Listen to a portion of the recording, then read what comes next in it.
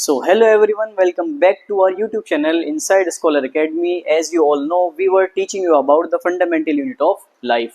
आप सभी अभी तक समझ गए होंगे कि फंडामेंटल यूनिट ऑफ लाइफ क्या होती है, सेल क्या होती है, सेल को किसने डिस्कवर किया था, ये सारी चीजें हमने कल पिछले वाले लेक्चर में डिस्कस कर ली थी। आइए छोटा सा रिकैप करते हैं जिससे आपको चीजें याद रहें। हमने कल बात की थी इंट्रोडक्शन, सेल डिस्कवरी और सेल थ्योरी के बारे में और cell shape, sides and numbers के बारे में। छोटा सा रिकैप बताता हूं मैं आपको, जल्दी जल्दी पूरा हो जाएगा।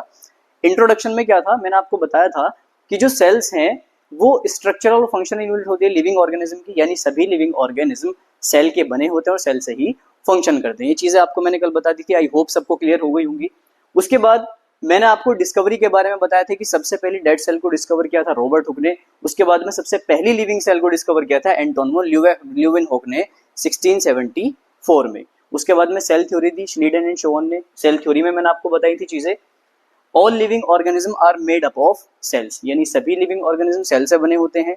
All cells are made from pre existing cell, सभी सेल अपनी पुरानी सेल से मिलकर बनती हैं। ये चीजें मैंने कल आपको एक्सप्लेन कर दी थी। Every organism in composed by one और मोर सेल्स, यानी सभी ऑर्गेनिज्म या तो एक सेल के बने होंगे या एक से ज्यादा सेल के बने होंगे। ठीक है, आगे चलते हैं। उसके बाद में बात की थी cell size, shape and numbers के बारे में। डिफरेंट काइंड ऑफ सेल्स मैंने आपको बता दी थी, साइजेस बता दिए थे। सबसे छोटी सेल पीपीएलओ होती है जिसका साइज होता है 0.1 माइक्रोमीटर, और सबसे बड़ी सेल होती है ऑस्ट्रीजाइक जिसका साइज होता है अप्रोक्स 170 mm। ठीक है भाई। उसके बाद में डिफरेंट शेप्स के बारे में बात की थी। ह्यूमन बॉडी के अंदर ये डिफरेंट शेप की सेल्स पाई जाती हैं, ये भी कल मैं आपको बता चुका हूं। उसके बाद में बात की थी different number of cells. According to number of cells there are two types of organism, unicellular and multicellular. जो एक सेल से बने उनको यूनिसेल्युलर बोला जाता है, और जो बहुत सारी सेल से मिलकर बने उनको मल्टीसेल्युलर। उसके बाद में आपको बताया था मैंने सेल स्ट्रक्चर एंड ऑर्गेनाइजेशन। ठीक है, यानी सेल का स्ट्रक्चर कैसा होता है और वो ऑर्गेनाइज किन किन चीजों से होती है, ये मेजर चीजें थी। सबसे पहले बताया था मैंने आपको सेल मेम्ब्रेन के बारे में। उसके बाद बताया था सेल वॉल, न्यूक्लियस, साइटोप्लाज्म और सेल ऑर्गेनल्स। ठीक है, आई होप कल वाले लेक्चर में सारी चीजें आप लोगों की क्लियर हो गई होंगी। तो बिना किसी फर्दर डिले के आज हम शुरू करते हैं आज का टॉपिक, जो है सेल स्ट्रक्चर। अब on the basis of structure there are two types of cell, पहली प्लांट सेल और दूसरी होती है एनिमल सेल। आपके सामने डायग्राम बना हुआ होगा, डिफरेंशिएशन आप डायग्राम से भी कर सकते हैं। जो आपकी प्लांट सेल होती है उसकी आउटर कवरिंग बहुत ज्यादा थिक और रिजिड होती है जिसको हम बोलते हैं सेल वॉल। सेल वॉल केवल प्लांट्स के अंदर प्रेजेंट होगी, एनिमल सेल में प्रेजेंट नहीं होगी। एनिमल सेल की आउटर कवरिंग होती है सेल मेम्ब्रेन, लेकिन प्लांट सेल की आउटर कवरिंग होती है सेल वॉल। क्लियर? अब हम बात करते हैं प्लाज्मा मेम्ब्रेन और सेल मेम्ब्रेन के बारे में। देखिए आगे, it is outer most covering of cell, यानी ये किसी भी सेल की आउटर मोस्ट कवरिंग होती है। सेल की आउटर मोस्ट कवरिंग को क्या बोला जाता है? प्लाज्मा मेम्ब्रेन बोला जाता है। It separate the content of cell from external environment. आप सभी जानते हैं कि सारी सेल आपस में कंपोज्ड होती हैं पास में, तो एक सेल को दूसरी सेल से अलग करने के लिए उनके बीच में एक पार्टीशन होता है जिसको हम क्या बोलते हैं? प्लाज्मा मेम्ब्रेन या cell membrane. Clear? It is selectively permeable membrane. Selectively permeable मैंने पिछले वाले लेक्चर में आपको बता दिया था, ऐसी क्वालिटी मेम्ब्रेन की जिसमें वो कुछ सब्सटेंसेस को सेल के अंदर और सेल के बाहर भेज सकती है। तो उसका सेल के अंदर और बाहर भेजना, ये जो क्वालिटी है उसके बेस पर इसको क्या बोला जाता है? Selectively permeable membrane. ठीक है भाई। It allows entry and exit of substances या entry and exit of materials. ये मटेरियल्स की एंट्री सेल के अंदर और मटेरियल को बाहर भेजना, उसको कंट्रोल करने का काम करती है। Some substance like carbon dioxide and oxygen move across the cell membrane by the process of diffusion. ये एक इंपॉर्टेंट पॉइंट है, यानी कुछ ऐसे सब्सटेंस होते हैं जैसे कार्बन डाइऑक्साइड एंड ऑक्सीजन, वो सेल के अंदर और सेल के बाहर जो मूवमेंट करते हैं एक प्रोसेस के थ्रू करते हैं जिसको हम बोलते हैं डिफ्यूजन। अब ये डिफ्यूजन क्या होता है? डिफ्यूजन के बारे में हम आगे पढ़ेंगे, आगे स्लाइड्स हैं। It is made up of lipids and proteins, यानी जो प्लाज्मा मेम्ब्रेन होती है वो किसकी बनी होती है? लिपिड और प्रोटीन की बनी होती है। आई होप यहां तक आपको चीजें क्लियर हो गई होंगी। ठीक है, आगे चलिए। इसके बाद हम बात करते हैं ट्रांसपोर्टेशन किसका? सब्सटेंसेस का। दो तरीके का ट्रांसपोर्ट होता है, पहला होता है एक्टिव ट्रांसपोर्ट और दूसरा होता है पैसिव ट्रांसपोर्ट। क्या होता है difference active and passive transport में? देखिए, चलिए देखते हैं। Movement of substances from lower to higher concentration. चीज को समझिए कि सब्सटेंस की मूवमेंट कहां से, लोअर से हायर कॉन्सेंट्रेशन में जो मूवमेंट होगी वो क्या होगी, एक्टिव ट्रांसपोर्ट में होगी। और इस ट्रांसपोर्ट में किसकी जरूरत पड़ेगी भाई, एनर्जी की जरूरत पड़ेगी। किसी भी चीज को जब आप नीचे से ऊपर चढ़ाते हैं तो नीचे से ऊपर चढ़ाने के लिए किसकी जरूरत पड़ती है, एनर्जी की जरूरत पड़ेगी। बिना एनर्जी के आप कोई भी चीज को नीचे से ऊपर नहीं चढ़ा सकते। आप इसी तरह से समझिए जो एक्टिव ट्रांसपोर्ट होता है तो उसमें सब्सटेंसेस लोअर से हायर कॉन्सेंट्रेशन की तरफ को मूव करते हैं और उसको मूव कराने के लिए किसकी जरूरत पड़ती है, एनर्जी की जरूरत पड़ती है। और it is a fast process. जब आप किसी चीज में एनर्जी लगाएंगे तो वो जाहिर है वो प्रोसेस क्या हो जाएगी, फास्ट हो जाएगी। तो कैसी प्रोसेस होती है भाई, फास्ट प्रोसेस होती है। क्लियर। पैसिव ट्रांसपोर्ट इसका बिल्कुल ऑपोजिट होता है। Movement of substances from higher to lower concentration, यानी सब्सटेंसेस की हायर से लोअर कॉन्सेंट्रेशन में मूवमेंट क्या कहलाती है भाई, पैसिव ट्रांसपोर्ट कहलाती है। अब आप यानी जब आप किसी स्लाइड पर, आप सभी ने देखा होगा स्लाइड में जाते हैं सब लोग, तो स्लाइड पे जब आप रपटते हैं तो आपको ऊपर से नीचे जाने के लिए किसी भी एनर्जी की जरूरत नहीं पड़ती, ठीक है ना। तो सब्सटेंसेस को हायर से लोअर कॉन्सेंट्रेशन में जाने के लिए भी एनर्जी की जरूरत नहीं पड़ेगी। और ये प्रोसेस कैसी होती है भाई, एक स्लो प्रोसेस होती है। आई होप यहाँ तक चीजें समझ आ गई होंगी। जो ट्रांसपोर्टेशन होता है वो दो तरीके का होता है, active transport and passive transport. Active transport में जो सब्सटेंसेस होंगे लोअर कॉन्सेंट्रेशन से हायर कॉन्सेंट्रेशन की तरफ को चलेंगे और इसमें एनर्जी की जरूरत पड़ेगी। उसी के अपोज में जो पैसिव ट्रांसपोर्ट होता है उसमें जो सब्सटेंसेस होंगे वो हायर से लोअर कॉन्सेंट्रेशन की तरफ चलेंगे और इस प्रोसेस में किसी भी एनर्जी की जरूरत नहीं होगी। क्लियर हो गया। चलिए इसके बाद में बात करते हैं डिफ्यूजन एंड ऑस्मोसिस। अभी मैंने आपको पीछे बताया था कि जो प्लाज्मा मेम्ब्रेन होती है उसके आर पार गैसेस का एक्सचेंज होता है एक प्रोसेस के थ्रू, जिसको हम क्या बोलते हैं, डिफ्यूजन। अब चलिए डिफ्यूजन को समझते हैं। The movement of particle from higher concentration to lower concentration is called diffusion. ऐसी प्रोसेस जिसमें कोई भी सब्सटेंस हाई कॉन्सेंट्रेशन से लो कॉन्सेंट्रेशन की तरफ को चलता है उस प्रोसेस को क्या बोलते हैं भाई, डिफ्यूजन बोलते हैं। अब ये प्रोसेस किस किस में हो सकती है, गैसेस में हो सकती है और लिक्विड्स में हो सकती है, ठीक है। यानी it occurs in fluids like gases and liquids, ठीक है। डायग्राम से समझिए, यहां पर आपको पिंक पिंक डॉट्स दिखाई दे रही होंगी। ये जो पिंक डॉट्स हैं वो कॉन्सेंट्रेशन को डिनोट कर रही हैं। अब आगे जैसा आप देखोगे तो इन डॉट्स के बीच में गैप्स बनना शुरू हो गया, दिख रहा है सभी को, गैप्स बनना शुरू हो गया। अब क्या किया, जो ये सब्सटेंस है इसके पार्टिकल्स ने हायर कॉन्सेंट्रेशन से किसकी तरफ को चलना शुरू कर दिया भाई, लोअर कॉन्सेंट्रेशन की तरफ को चलना शुरू कर दिया और ये प्रोसेस क्या कहलाती है, डिफ्यूजन कहलाती है। क्लियर। आगे हम बात करते हैं osmosis. The transfer of water molecules from an area with a greater concentration to lower concentration। greater से मतलब है higher concentration से, यानी water molecules का higher concentration से lower concentration की तरफ move करना through semi permeable membrane। this process is called osmosis। ठीक है, दोनों में छोटा सा फर्क है।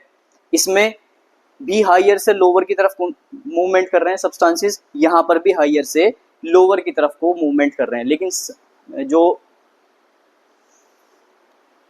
अंतर है दोनों में वो किसका है भाई, सेमी परमेबल मेम्ब्रेन का। यानी अगर हायर से lower throw semi permeable membrane से करेगा तो ऑस्मोसिस होगा और बिना सेमी परमेबल मेम्ब्रेन के करेगा तो डिफ्यूजन होगा।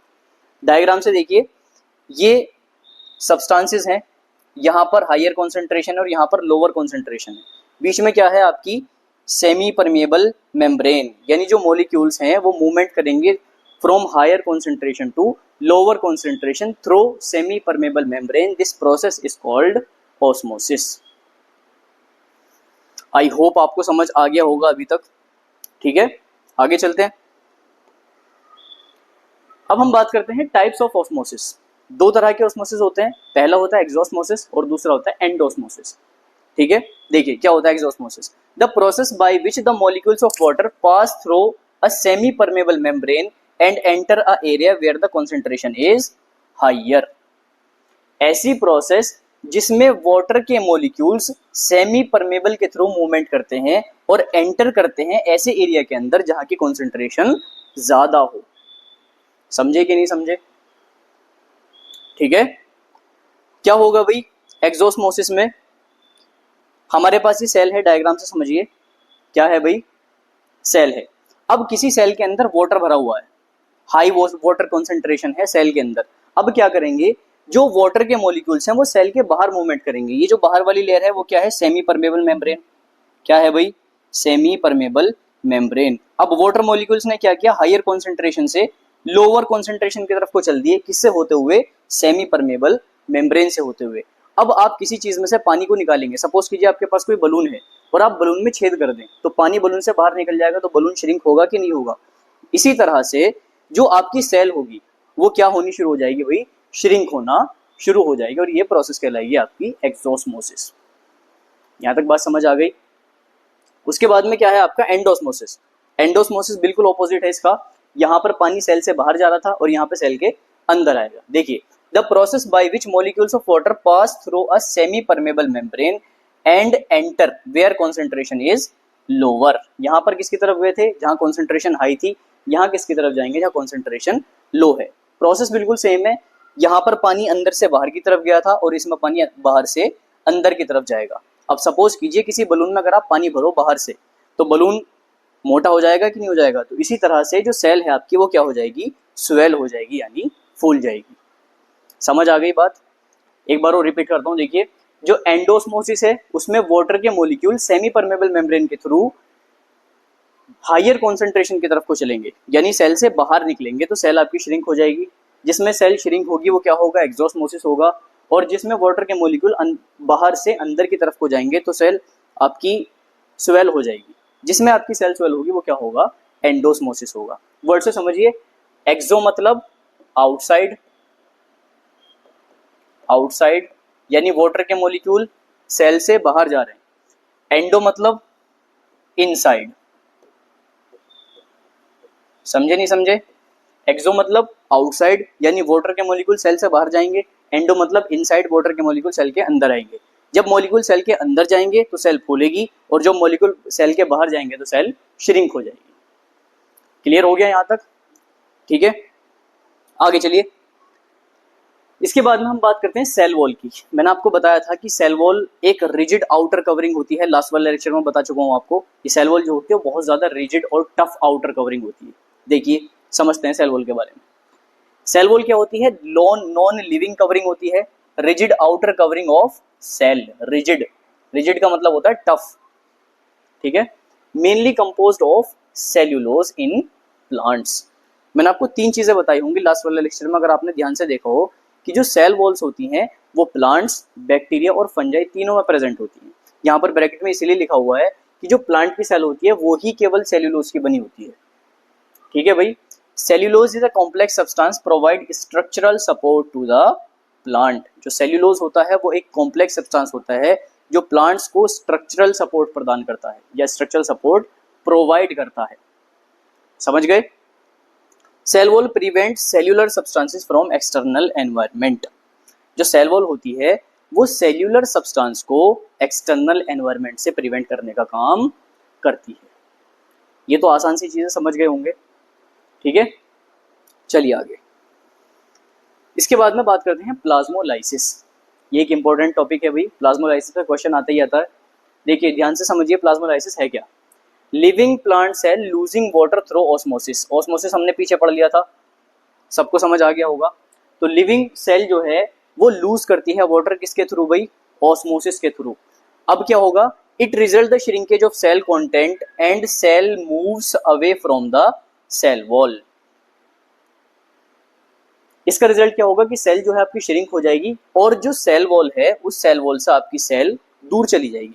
होगा क्या, देखिए ये एक नॉर्मल सेल है। नॉर्मल सेल अटैच्ड है अपनी आउटर कवरिंग से प्रॉपरली, जिसको हमने क्या बोला, सेल वॉल बोला। अब जब सेल अपने वाटर को लूज करेगी, क्या करेगी, वाटर को लूज करेगी, यानी जितना वाटर सेल के अंदर प्रेजेंट है उस वाटर को खुद से बाहर निकालेगी। तो मैंने आपको बताया था कि जब वाटर बाहर निकलेगा तो सेल श्रिंक होगी। तो सेल जब श्रिंक होगी तो वो अपनी आउटर कवरिंग को छोड़ती चली जाएगी। क्या कर देगी, आउटर कवरिंग को छोड़ देगी और एक कॉर्नर में आके इकट्ठा हो जाएगी। ये जो प्रोसेस है वो क्या कहलाती है? प्लाज्मोलाइसिस। बहुत आसान सी चीज है, कॉमन सेंस वाली बात है। दोबारा देखिए एक बार, ये क्या है? सेल वॉल है, और सेल वॉल से ये अंदर ये जो ग्रीन वाला पार्ट है ये क्या है? सेल है। ये टाइटली अटैच्ड है, बिल्कुल अच्छी तरह से फिक्स है। अब जब इस सेल ने वाटर लूज किया, वाटर लूज करने के बाद सेल श्रिंक हो जाएगी, सिकुड़ जाएगी। तो सिकुड़ने के बाद ये अपनी सेल वॉल को छोड़ती चली जाएगी आउटर कवरिंग से। जब सेल वॉल को छोड़ेगी तो सेल वॉल को छोड़ने के बाद ये एक कॉर्नर में आकर इकट्ठा हो जाएगी, ठीक है। और इस तरह की सेल को हम क्या बोलेंगे? प्लाज्मोलाइज्ड सेल, और इस प्रोसेस को बोला जाएगा प्लाज्मोलाइसिस। समझ गए यहां तक? ठीक है। आगे आपका टॉपिक है भाई फंक्शन ऑफ सेल वॉल। जो सेल वॉल होती है आपने पढ़ लिया, रिजिड होती है, बहुत ज्यादा टफ होती है, स्ट्रक्चरल सपोर्ट प्रोवाइड करती है। अब ये सेल वॉल जो होती है इसका मेन फंक्शन क्या होता है, क्या काम करती है प्लांट के अंदर? अगर सेल वॉल नहीं होगी तो प्लांट के साथ क्या होगा? देखिए, it prevent cell to bursting, ये सेल को बर्स्ट होने से बचाती है, यानी फटने से बचाती है। सेल कंटेंट अगर सेल के अंदर ज्यादा हो जाएगा तो सेल क्या हो जाएगी? बर्स्ट हो जाएगी। तो अगर हम सेल के बाहर एक मोटी आउटर कवरिंग लगा दें तो सेल को बर्स्ट होने से बचा सकते हैं। तो इसका पहला फंक्शन क्या होता है कि ये सेल को बर्स्ट होने से बचाती है, यानी फटने से बचाती है। एंड कोलैप्सिंग, कोलैप्स का मतलब होता है श्रिंक होना, सिकुड़ना। बर्स्ट होने से या कोलैप्स होने से बचाती है इन हाइपरटोनिक एनवायरनमेंट, ठीक है भाई। Cell takes up water by osmosis, cell swells, it building up pressure against the cell wall. Cell जो है वो वाटर लेती है by the process of osmosis. मैंने पीछे आपको बता दिया था, जब ऑस्मोसिस के थ्रू सेल पानी अंदर लेगी तो सेल क्या हो जाएगी? स्वेल हो जाएगी, यानी फूल जाएगी, और ये बनाएगी एक प्रेशर। किसके अगेंस्ट? सेल वॉल के अगेंस्ट। किसके अगेंस्ट भाई? सेल वॉल के अगेंस्ट। अब मैं दोबारा से एग्जांपल आपको बलून का बताता हूँ। सपोज कीजिए आपके पास एक बलून है, और बलून की जो आउटर कवरिंग होती है वो क्या है? एक सेल वॉल है। अब मैं आपसे कहूँ कि आपको बलून के अंदर पानी भरते चले जाना है। अब अगर आप बलून के अंदर ज्यादा पानी भरोगे तो वो पानी बलून की सरफेस पर एक प्रेशर लगाएगा। वो प्रेशर क्या करेगा? उस बलून के आउटर सरफेस को फोड़ देगा, है ना, यानी प्रेशराइज करेगा। जो आउटर सरफेस है उसकी आउटर सरफेस को क्या करेगा? प्रेशराइज करने का काम करेगा। सेम सेल के साथ होता है, जब सेल पानी लेती है ऑस्मोसिस के थ्रू तो सेल फूल जाती है। जब वो फूल जाती है तो वो सेल की आउटर कवरिंग पर क्या लगाती है भाई? प्रेशर लगाती है। Cell wall exert equal pressure against swollen cell, exert करती है, एक्सर्ट यानी जितना प्रेशर अंदर से लगा सेल वॉल पर, सेल वॉल ने उतना ही प्रेशर बाहर से लगाया, जिसकी वजह से सेल को फटने से बचा लिया गया। समझे कि नहीं समझे? मैंने आपको स्टार्टिंग में एक लाइन बताई थी कि cell wall prevents cell to bursting and collapsing. जब सेल ने अंदर से प्रेशर लगाया तो सेल वॉल कोई कमजोर तो है नहीं, सेल वॉल ने भी बाहर से बराबर प्रेशर लगाया। सेल का सब्सटेंस जो है वो सेल से बाहर निकलना चाह रहा था। अब सेल वॉल ने बोले कि मैं तो तेरा बाप हूँ भाई, मैं तो निकलने नहीं दूंगा, जितना प्रेशर तूने अंदर से लगाया उससे ज्यादा प्रेशर मैं बाहर से लगाऊंगा, लेकिन सेल को फटने नहीं दूंगा। ठीक है भाई, समझ गए यहाँ तक बात? चलिए आगे चलते हैं। अब क्या है compare to animal cell? Cell wall को, प्लांट की सेल वॉल को कंपेयर किया जाएगा एनिमल सेल के साथ। Wall containing cells are more resistance to change their environment. जो वॉल्स होती हैं वो मोर रेजिस्टेंट होती हैं एनवायरमेंटल चेंज के लिए। सपोज कीजिए आपके पास कोई प्लांट है, वो प्लांट ऐसा तो नहीं कि एनवायरनमेंट चेंज होने पर थोड़ी सर्दी बढ़ी भाग के लिहाफ में घुस गया, ऐसा तो नहीं देखा कभी, या सर्दी बढ़ी कि कमरे में जाके घुस गया कि जब सर्दी कम हो जाएगी मैं वापस से बाहर आ जाऊंगा, ऐसा तो नहीं होता ना। तो जो एनवायरमेंटल चेंज होते हैं उनसे बचाने के लिए सेल को सेल वॉल काम करती है, या दूसरे वर्ड्स में कह सकते हो सेल वॉल जो होती है वो प्लांट्स को एक्सटर्नल एनवायरनमेंट से बचाती है। ठीक है, अब आगे देखिए cell wall composition in different organism. मैंने आपको पहले बता दिया था कि सेल वॉल केवल प्लांट्स में नहीं होती, बैक्टीरिया में भी होती है और फंजाई में भी होती है। अब इनकी कॉम्पोजिशन किस किस तरह से डिफरेंट है मैंने आपको बता दिया था। प्लांट्स की जो सेल वॉल होती है वो सेल्यूलोज की बनी होती है भाई, ठीक है। बैक्टीरिया की सेल वॉल पेप्टिडोग्लाइकन की बनी होती है, और फंजाई की सेल वॉल काइटिन की बनी होती है। ये एक इंपॉर्टेंट चीज है, इसको याद रखना। प्लांट की सेल वॉल सेल्यूलोज की बनी होगी, बैक्टीरिया की सेल वॉल पेप्टिडोग्लाइकन की बनी होगी, और काइटिन की सेल वॉल और फंजाई की सेल वॉल काइटिन की बनी होगी। ये चीजें याद रहेंगी, ठीक है। आगे चलते हैं। इसके बाद में हम बात करते हैं भाई न्यूक्लियस की। न्यूक्लियस के बारे में मैं आपको बता चुका हूँ लास्ट वाले लेक्चर में, मोटी मोटी चीज़ मैंने आपको बताई थी। मैंने आपको बताया था कि जो न्यूक्लियस होता है वो सेल का कंट्रोल सेंटर होता है, यानी सेल में जितने भी काम होते हैं उनको कंट्रोल करने का काम किसका होता है, न्यूक्लियस का होता है। ठीक है, देखिए nucleus has double layered outer covering cell वो सॉरी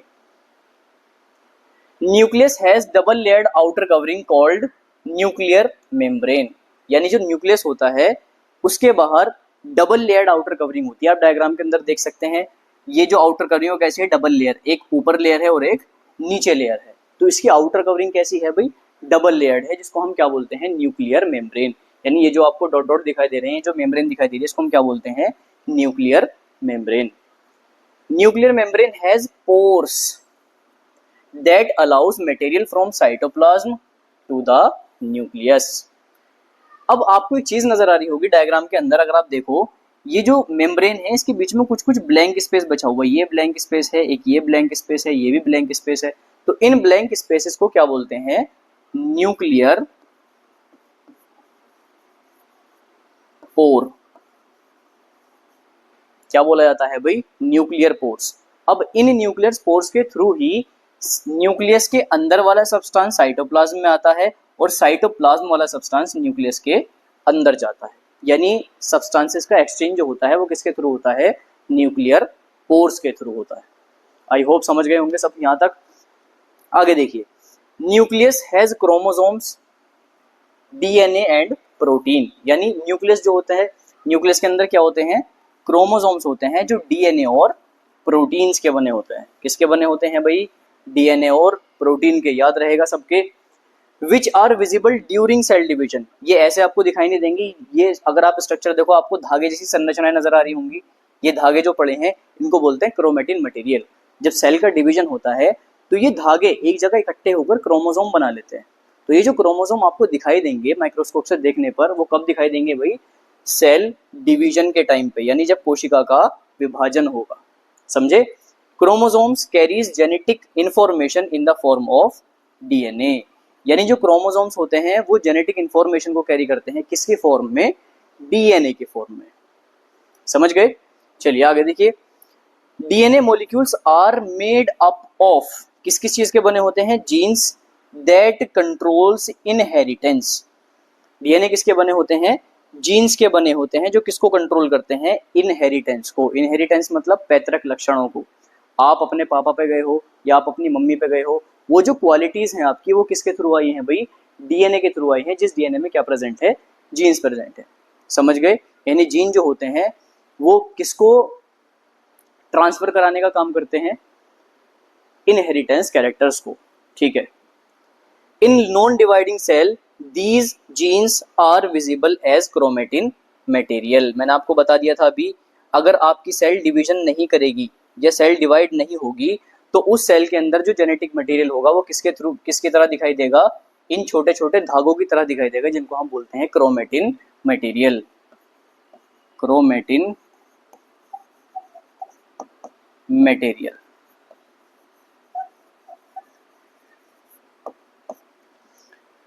ठीक है भाई, समझ आ गया सभी को।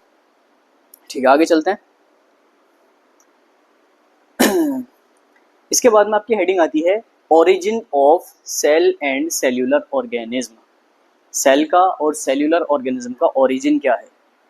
ठीक है, उसके बेस पर दो सेल्स आपकी दी गई हैं ओरिजिन के बेस पर। पहली होती है प्रोकैरियोटिक सेल और दूसरी होती है यूकैरियोटिक सेल।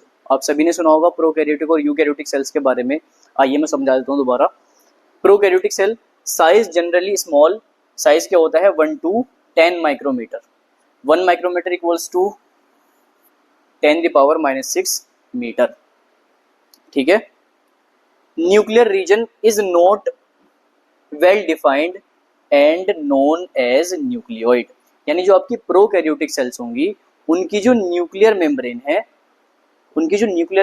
वो उनमें प्रेजेंट नहीं होती। यानी उनका जो जेनेटिक मटेरियल है वो क्या होगा, नंगा पुंगा पड़ा होगा। आपने पीछे न्यूक्लियस देखा, इसके बाहर न्यूक्लियर मेम्ब्रेन थी। अगर सपोज करो मैं इस न्यूक्लियर मेम्ब्रेन को हटा दूं तो जेनेटिक मटेरियल क्या होगा, ऐसे भागा फिरेगा चारों तरफ। तो इस तरह का जो न्यूक्लियस होता है वो कहाँ प्रेजेंट होता है भाई, प्रोकैरियोटिक सेल्स के अंदर। याद रहेगा, प्रोकैरियोटिक सेल के न्यूक्लियस में न्यूक्लियर मेम्ब्रेन नहीं होती। ठीक है, इस तरह के न्यूक्लियस को क्या बोला जाता है, न्यूक्लियोइड बोला जाता है भाई। ठीक है, आगे चलते हैं। क्रोमोसोम्स सिंगल होंगे।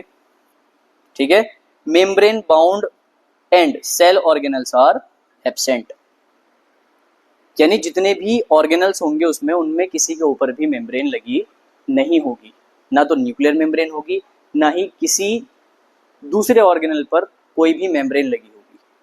ठीक है भाई, चलिए अब यूकैरियोटिक समझते हैं। जनरली लार्ज साइज क्या होता है, 5 to 100 माइक्रोमीटर। इसका कितना था, 1 to 10 माइक्रोमीटर, बहुत ज़्यादा छोटी सेल थी। ये जनरली बड़ी होती है, इसके मुकाबले इसका साइज होता है 5 to 100 माइक्रोमीटर। ठीक है, न्यूक्लियर रीजन देखते हैं। Well defined and surrounded by cell nuclear membrane. Sorry, ये सेल यहाँ पर गलत लगा हुआ है, मैं यहाँ लिख देता हूँ, क्या है ये, न्यूक्लियर मेम्ब्रेन।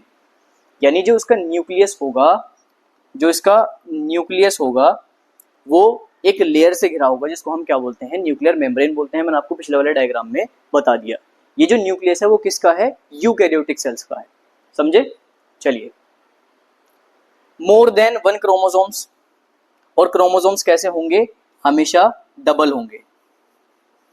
कैसे क्रोमोसोम्स होंगे, डबल लेयर्ड।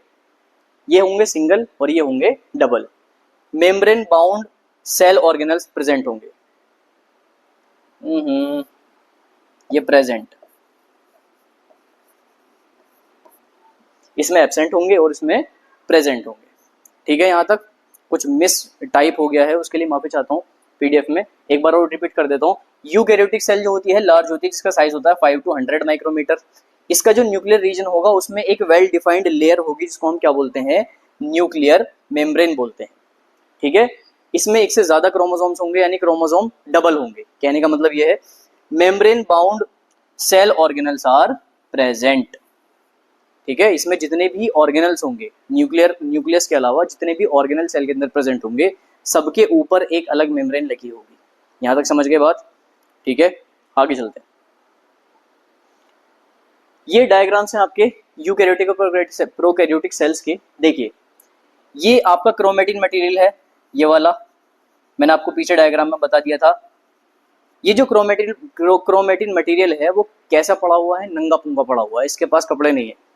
ये साइटोप्लाज्म में ऐसे ही बहता फिर रहा है, क्योंकि इसके चारों तरफ क्या नहीं है, इसकी एक न्यूक्लियर मेम्ब्रेन नहीं है। समझे, यानी ये जो क्रोमेटिन मटेरियल है वो क्या है, न्यूक्लियोइड है। क्या है भाई, न्यूक्लियोइड। समझे यहाँ तक। ये क्या है, आपकी एक यूकैरियोटिक सेल है जिसका क्रोमेटिन मटेरियल एक लेयर के अंदर बंद है। देखो, अगर आपको दिखाई दे रहा हो तो ये क्या है, एक लेयर है जिसके अंदर आपका क्रोमेटिन मटेरियल बंद है, जिसको हम क्या बोलते हैं, न्यूक्लियर मेम्ब्रेन। और इसके अलावा जितने भी आपको ऑर्गेनल सेल के अंदर दिखाई दे रहे हैं वो सब अपनी एक मेम्ब्रेन लेकर बैठे हैं। ठीक है, यानी सभी ऑर्गेनल के पास अपनी एक मेम्ब्रेन मौजूद होती है। ठीक है, आई होप यहाँ तक आपको टॉपिक सारा समझ आ गया होगा। आज का लेक्चर यहीं पर ख़त्म करते हैं, और सभी वीडियो को लाइक करें, चैनल को सब्सक्राइब करें और वीडियो को ज़्यादा से ज़्यादा शेयर करें। मिलते हैं अगले लेक्चर में।